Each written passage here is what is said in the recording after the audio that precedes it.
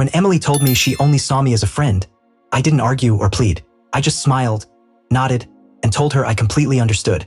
Inside, though, it hurt far more than I wanted to admit. For months, I had been there for her, late-night talks, emotional support, even helping her move apartments. I had thought something genuine was growing between us. But in that instant, her words made everything feel painfully one-sided. Still, instead of showing my disappointment, I chose to reflect her energy exactly. Over the next few days, I stopped initiating our conversations. Normally, I'd text her first thing in the morning or send memes just to make her laugh. Now, I didn't. If she wanted to talk, she could reach out. If she wanted to hang out, she could ask. To my surprise, she noticed my distance almost immediately. A few messages popped up from her, checking if I was okay or if something was wrong. I kept my replies polite, friendly, but brief. I wasn't cold or rude, just detached, like friends can be when life gets busy. Soon, she started dropping hints that she missed me. "You've been quiet lately," she said one afternoon when we ran into each other at our favorite coffee shop. I shrugged and replied, "Yeah, just catching up with some other friends." Her smile wavered for a moment, but she quickly masked it. That fleeting reaction said more than words ever could. A week later, I got invited to a small party with mutual friends. Emily was there, chatting animatedly as usual.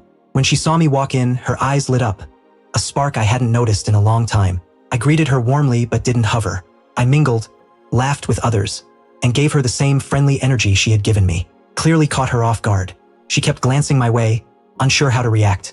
At one point, she approached me and asked if we could talk privately. I followed her to the balcony, away from the party noise. "You've changed," she said softly. "You're distant." I smiled faintly. "Not really. I'm just adjusting to how things are. We're friends, right? So I'm treating you like one." That seemed to hit her harder than I expected. She looked away, her expression tightening. After that night, she began texting me more often. Random jokes, little things to start a conversation. I responded in the same friendly, measured way, never flirting, never giving extra attention, never making her feel special. Gradually, her frustration began to show. She'd mention how close we used to be or ask if I was seeing someone else. Each time, I would simply say, "People drift. It's normal." It was strange watching her chase something she had once dismissed. The same person who said I was only a friend was now searching for the connection she had rejected. I wasn't playing games. I was simply done being the one who cared too much. A few days later, she invited me to lunch. Nervous, hesitant, she asked, and I agreed out of curiosity. When we met, she looked different, less confident, more uncertain.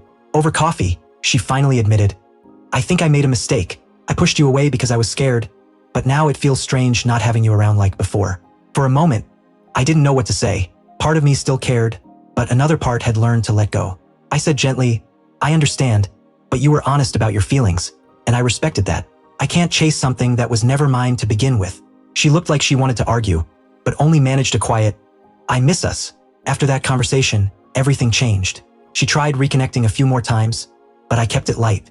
The emotional pull that once drew me to her was gone. I had finally realized you can't make someone see your worth by giving them everything. Sometimes they only notice when you stop.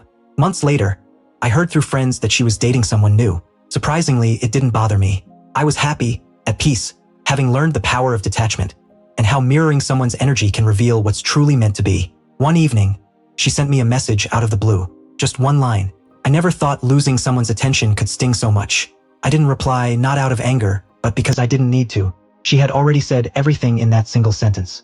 I smiled, set my phone aside, and went on with my night. Sometimes, silence speaks louder than words.